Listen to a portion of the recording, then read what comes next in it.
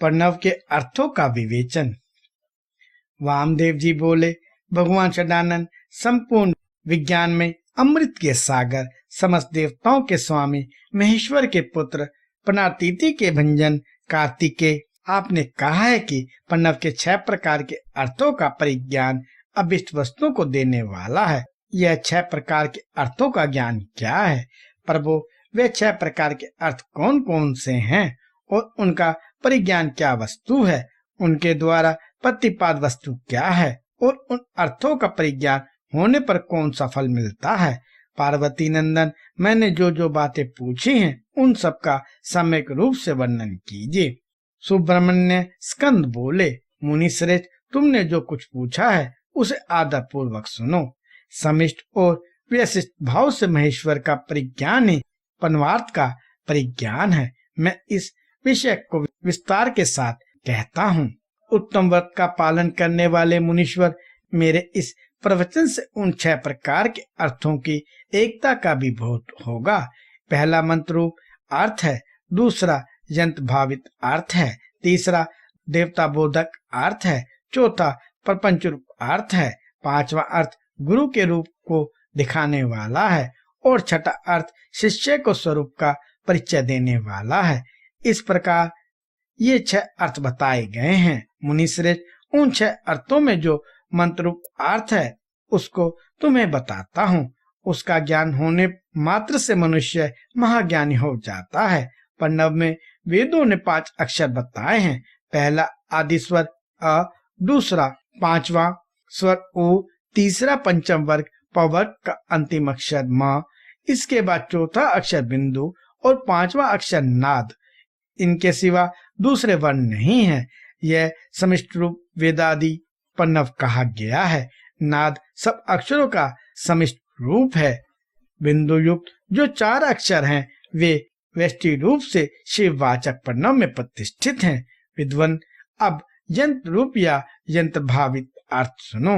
वह यंत्र ही शिवलिंग रूप में स्थित है। सबसे नीचे पीठ और दाल लिखें, उसके ऊपर पहला स्वर आकार लिखें, उसके ऊपर उकार अंकित करें और उसके भी ऊपर पवर्ग का अंतिम अक्षर मकार लिखें।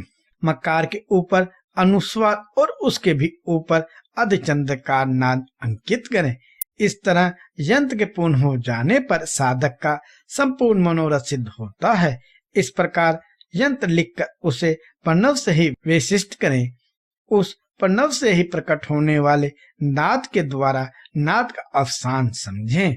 मुने, अब मैं देवता रूप तीसरे अर्थ को बताऊंगा जो सबद गूढ़ है।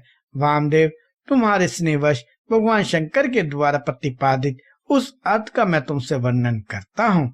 सौजजातम परमादिम यहाँ से आरंभ करके सदाशिवोम तक जो 5 मंत्र हैं, श्रुति ने प्रणव को इन सब का वाचक कहा है। इन्हें ब्रह्म रूपी 5 सूक्ष्म देवता समझना चाहिए।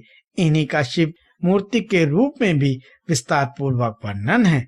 शिव का वाचक मंत्र शिव मूर्ति का भी वाचक है, क्योंकि मूर्ति और मूर्तिमान में अधिक भेद नहीं है। ईशान मुकुटोपेतः इस श्लोक से आरंभ करके पहले इस मंत्र द्वारा शिव के विग्रह का प्रतिपादन किया जा चुका है। अब उनके 5 मुखों का वर्णन सुनो। पंचम मंत्र ईशाना सविद्यानाम को आदि मानकर वहां से लेकर ऊपर के सौजोजात मंत्र तक क्रमशः एक चक्र में अंकित करें। फिर सौजोजात से लेकर ईशान मंत्र तक क्रमशः उसी चक्र में अंकित करें। यही 5 भगवान शिव के 5 मुख बताए गए हैं। पुरुष से लेकर सौजोजात तक जो ब्रह्म रूप 4 मंत्र हैं, वे ही महेश्वर देव के चतुर्व्यूह पद पर प्रतिष्ठित हैं। ईशान मंत्र सौजोजात आदि 5 मंत्रों का समष्टि रूप है। मुने, पुरुष से लेकर सौजोजात तक जो 4 मंत्र हैं, वे ईशान देव के व्यष्टि रूप है। इसे अनुग्रह में चक्र कहते हैं। यही पंचार्थ का कारण है। यह सूक्ष्म निर्विकार अनामय परम ब्रह्म स्वरूप है। अनुग्रह भी 2 प्रकार का है। एक तो तरोभाव आदि 5 कृत्यों के अंतर्गत है, दूसरा जीवों को कार्य कारण आदि के बंधनों से मुक्ति देने में समर्थ है। वह दोनों प्रकार का अनुग्रह सदाशिव का ही द्विज कृत्य कहा गया है। मुने अनुग्रह में भी सृष्टि आदि कृत्यों का योग होने से भगवान शिव के 5 कृत्य माने गए हैं। इन 5 कृत्य में भी सजोजात आदि देवता प्रतिष्ठित बताए गए हैं। वे 5 परब्रह्म स्वरूप तथा सदा ही कल्याणदायक हैं। अनुग्रह में चक्र शांतातीत काल रूप है। सदाशिव से अधिष्ठित होने के कारण उसे परम पद कहते हैं। शुद्ध अंतःकरण वाले सन्यासी को मिलने योग्य पद यही है। जो सदाशिव के उपासक हैं और जिनका चित्त पन्नवोपासना में संलग्न है, उन्हें भी इसी पद की प्राप्ति होती है। इसी पद को पाकर मुनीश्वरगण उन ब्रह्म रूपी महादेव के साथ प्रचुर दिव्य भोगों का उपभोग करके महाप्रलय काल में शिव की समता को प्राप्त हो जाते हैं। वे मुक्ति जीव फिर कभी संसार सागर में नहीं गिरते। इस सनातन श्रुति ने इसी अर्थ का प्रतिपादन किया है। शिव का ऐश्वर्य भी यह समष्टि रूप ही है। अथर्ववेद की श्रुति भी कहती है कि वह संपूर्ण ऐश्वर्य से संपन्न है। संपूर्ण ऐश्वर्य प्रदान करने की शक्ति सदाशिव में ही बताई गई है। चमका अध्याय के पद से यह सूचित होता है कि शिव से बढ़कर दूसरा कोई पद नहीं है। ब्रह्म पंचक के विस्तार को ही प्रपंच कहते हैं। इन 5 ब्रह्म मूर्तियों से ही निवृत्ति आदि 5 कलाएं हुई हैं। वे सबकी सब सूक्ष्मभूत स्वरूपनी होने से कारण रूप में विख्यात हैं। उत्तम व्रत का पालन करने वाले वामदेव स्थूल रूप में प्रकट जो वह जगत प्रपंच है, इसको जिसने 5 रूपों द्वारा व्याप्त कर रखा है, वह ब्रह्म अपने उन 5 रूपों के साथ ब्रह्म पंचक नाम धारण करता है। मुनि श्रेष्ठ पुरुष, श्रोत, वाणी, शब्द और आकाश, इन 5 को ब्रह्म ने ईशान रूप से व्याप्त कर रखा है।